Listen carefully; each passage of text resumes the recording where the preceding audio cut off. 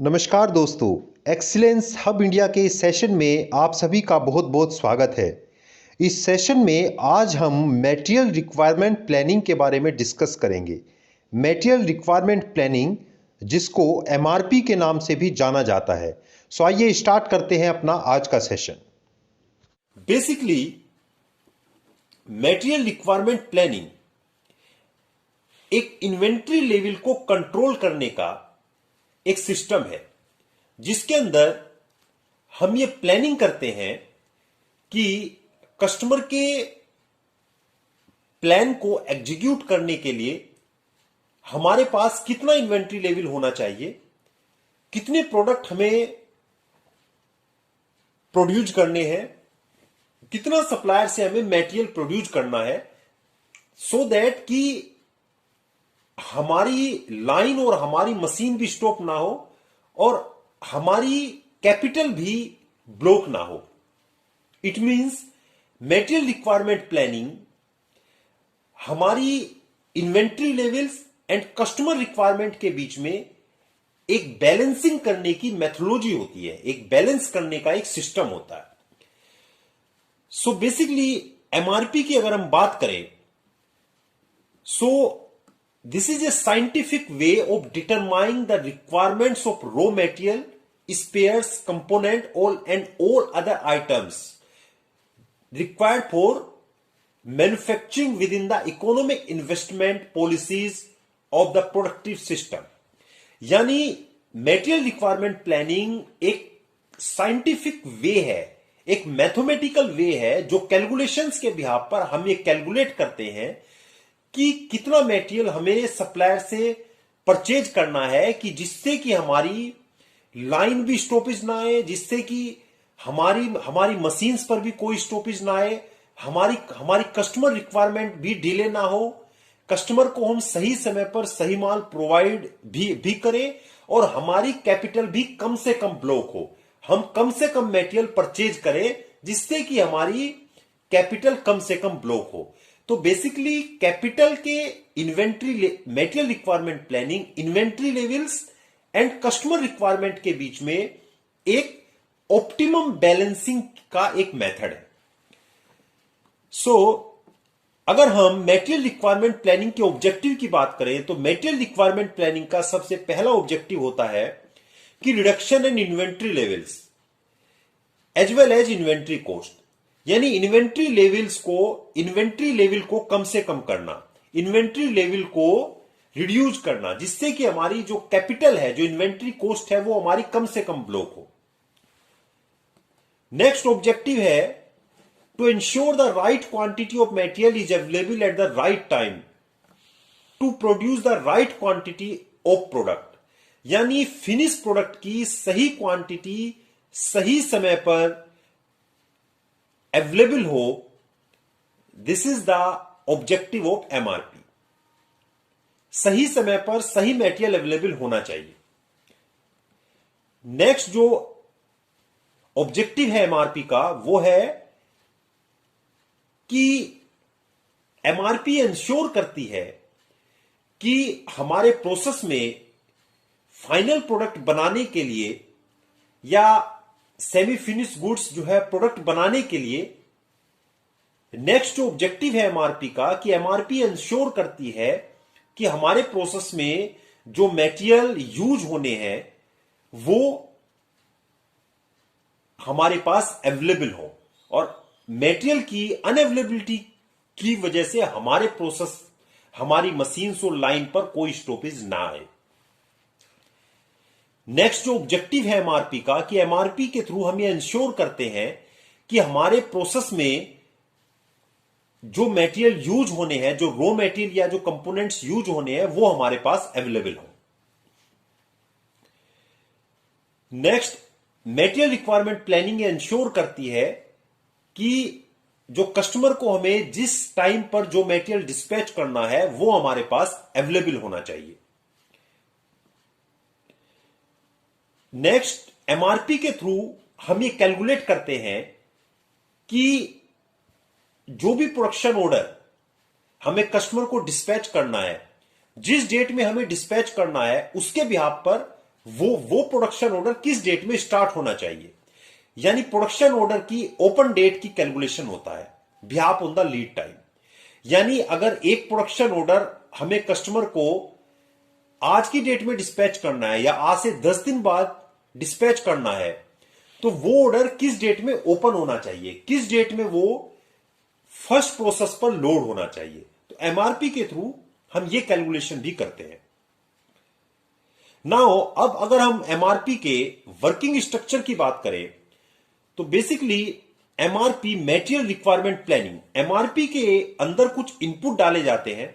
MRP basically MRP एक system है, एक टूल है। ये हमारा सॉफ्टवेयर बेस्ड भी हो सकता है और ये हमारा मैनुअल भी हो सकता है। बेसिकली एमआरपी के अंदर कुछ इनपुट जाते हैं और उन इनपुट के बिहाफ पर कुछ आउटपुट हमें मिलता है। सो एमआरपी के अंदर जो इनपुट जाते हैं वो सबसे फर्स्ट इनपुट है, एमआरपी के अंदर मास्टर प्रोडक्शन शेड्यूल हम डालते हैं। मास्टर प्रोडक्शन शेड्यूल एक इनपुट जाता है, यानी मंथ में किस प्रोडक्ट का हमें कितनी क्वांटिटी प्रोड्यूस करनी है, इस तरह से एक पूरी summarise sheet, complete summarise sheet master production schedule की फॉर्म में एमआरपी के अंदर फर्स्ट इनपुट जाता है। अब मास्टर प्रोडक्शन शेड्यूल जो है वो दो तरह से हमारे पास हो सकता है। मास्टर प्रोडक्शन शेड्यूल हमारे पास दो तरह से हो सकता है। वन इज कि हमें कस्टमर से डायरेक्टली सेल्स प्लान मिल रहा है, और अगर कस्टमर से डायरेक्टली सेल्स प्लान हमारे पास अवेलेबल नहीं हो रहा है तो हम जो पिछले कुछ टाइम पीरियड में किस प्रोडक्ट की कितनी क्वांटिटी हमने सेल की है उसके बिहाफ पर हम मास्टर प्रोडक्शन शेड्यूल बना सकते हैं।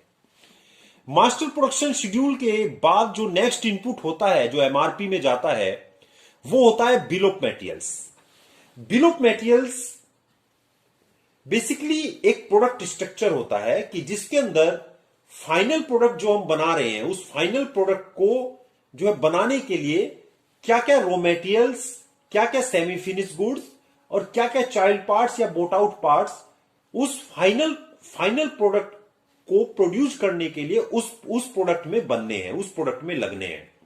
बेसिकली जो बिल ऑफ मटेरियल होता है वो एक स्ट्रक्चर लिस्ट होती है हमारे प्रोडक्ट की, एक प्री डिटरमाइंड लिस्ट होती है जिसके अंदर कोई भी फाइनल प्रोडक्ट होता है तो जब वो प्रोडक्ट डेवलप होता है एनपीडी स्टेज पर ही वो डिफाइन कर दिया जाता है कि इस प्रोडक्ट में क्या क्या मटेरियल लगने हैं, क्या रॉ मटेरियल लगना है, क्या इसमें बोट आउट पार्ट्स जो है लगने हैं, इसमें क्या हमारे सेमी फिनिश गुड्स इसमें लगने हैं। तो बिल ऑफ मटेरियल के डिफरेंट लेवल होते हैं। नेक्स्ट सेशन में हम बिल ऑफ मटेरियल को डिटेल में अंडरस्टैंड करेंगे। सो ये हमारा सेकंड इनपुट होता है बिल ऑफ मटेरियल्स। नेक्स्ट जो इनपुट होता है वो हमारा इन्वेंट्री रिकॉर्ड फाइल होता है।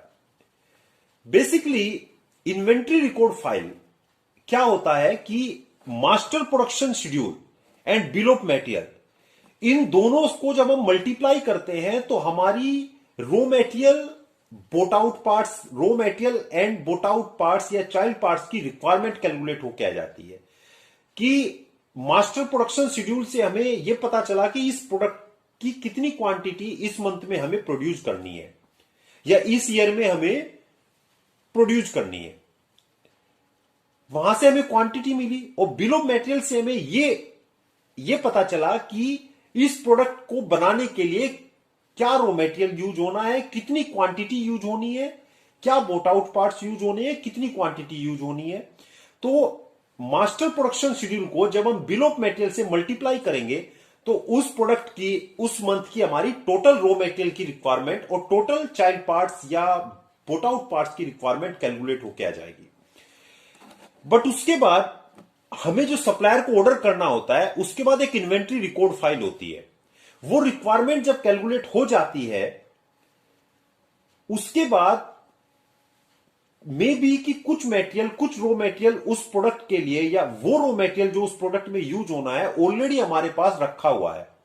सो किस रॉ मटेरियल या किस बोट आउट पार्ट्स की कितनी क्वांटिटी हमारे पास ऑलरेडी स्टॉक में रखी हुई है वो हमें इन्वेंट्री रिकॉर्ड फाइल से वो पता चलता है कि किस रॉ मेटेरियल या किस बोट आउट पार्ट्स की, किस चाइल्ड पार्ट्स की कितनी क्वांटिटी हमारे पास अवेलेबल है।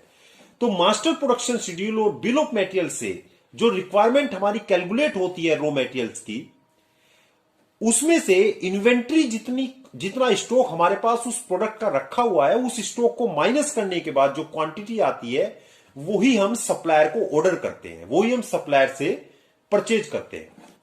सो ये हमारा तीसरा इनपुट है मटेरियल रिक्वायरमेंट प्लानिंग का। अब जो हमारा फोर्थ इनपुट होता है वो प्रोडक्ट वाइज लीड टाइम, यानी एक जो फाइनल प्रोडक्ट हमारा है, जो फिनिश प्रोडक्ट है, वो प्रोडक्ट स्टार्ट टू एंड बनने में हमें कितना टाइम लगेगा, वो product wise lead time material requirement planning के अंदर फीड किए जाते हैं। बेसिकली लीड टाइम क्या होता है कि आज कस्टमर ने कोई ऑर्डर हमें दिया, सो कस्टमर के ऑर्डर आने से लेके कस्टमर को वो मटेरियल डिस्पैच होने तक का जो टाइम होता है, वो जो कंप्लीट साइकिल जो है उसका जो टाइम होता है, उसी को लीड टाइम बोला जाता है। तो product wise lead time basically time and motion study के थ्रू, वर्क स्टडी के थ्रू हम प्रोडक्ट वाइज लीड टाइम की जो है कैलकुलेशन करते हैं। टाइम स्टडी कैसे करते हैं, इसके ऊपर भी एक नेक्स्ट सेशन में हम एक वीडियो के थ्रू अंडरस्टैंड करेंगे कि टाइम स्टडी कैसे की जाती है, work study, time study and motion study क्या होती है। सो यहां पर मटेरियल रिक्वायरमेंट प्लानिंग में जो हमारा फोर्थ इनपुट जाता है वो प्रोडक्ट वाइज लीड टाइम जाता है। सो इस तरह से मटेरियल रिक्वायरमेंट प्लानिंग के अंदर हमारे 4 इनपुट गए। One is master production schedule, second is bill of material, third is inventory record file and fourth is जो प्रोडक्ट वाइज लीड टाइम। सो ये चारों इनपुट जाने के बाद अब जो मटेरियल रिक्वायरमेंट प्लानिंग से हमें आउटपुट मिलता है वो क्या मिलता है। फर्स्ट आउटपुट जो हमें मिलता है कि what production material to order to make finish goods, यानी फिनिश गुड्स बनाने के लिए, फाइनल प्रोडक्ट बनाने के लिए हमें किस रॉ मटेरियल की, किस प्रोडक्शन मटेरियल्स की रिक्वायरमेंट होगी।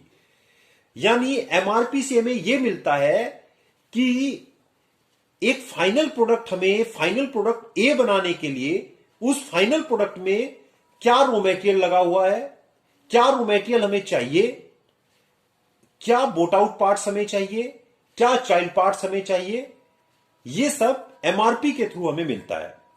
नेक्स्ट जो एमआरपी का आउटपुट होता है व्हाट क्वांटिटी टू ऑर्डर, यानी रॉ मटेरियल हमारे पास आ गया कि रॉ मटेरियल एक प्रोडक्ट, फाइनल प्रोडक्ट ए के लिए, ए में A1 रॉ मटेरियल हमें चाहिए।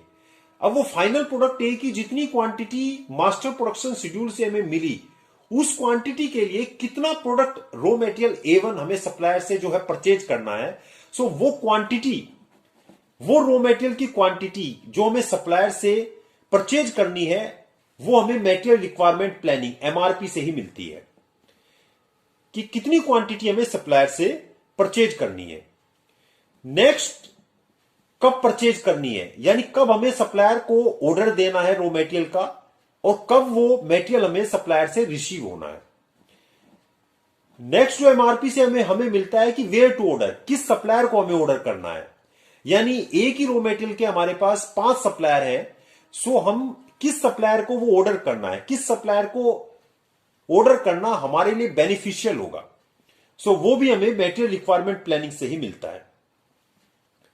नेक्स्ट, मटेरियल रिक्वायरमेंट प्लानिंग हमें रॉ मटेरियल के लीड टाइम को भी जो है बताती है। यानी मटेरियल रिक्वायरमेंट प्लानिंग से हमें यह पता चलता है कि अगर आज हम सप्लायर को कोई मटेरियल ऑर्डर कर रहे हैं तो वो रॉ मटेरियल हमें कब रिसीव होगा।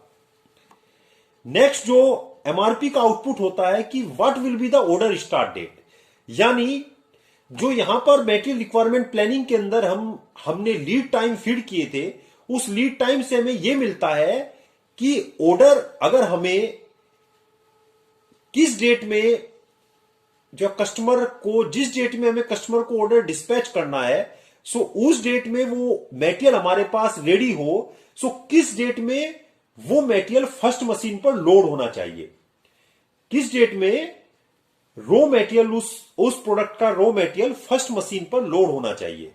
यानी अगर एक प्रोडक्ट ए है, एक प्रोडक्ट ए के 1000 पीस हमें 10 तारीख में कस्टमर को डिस्पैच करने हैं, यानी कस्टमर की जो डेट है, जो कस्टमर डेट है वो 10 तारीख है। 10th ऑफ द मंथ 10 तारीख में एक क्वांटिटी हमें प्रोडक्ट ए की कस्टमर को डिस्पैच करनी है और उस प्रोडक्ट ए का जो लीड टाइम है वो 5 दिन है।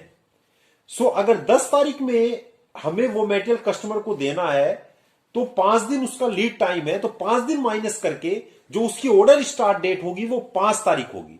यानी अगर हम 5 तारीख को हम अपने फर्स्ट प्रोसेस पर उस प्रोडक्ट का रॉ मटेरियल लोड करेंगे तो ही वो जो है 10 तारीख में हम कस्टमर को फाइनल प्रोडक्ट दे पाएंगे।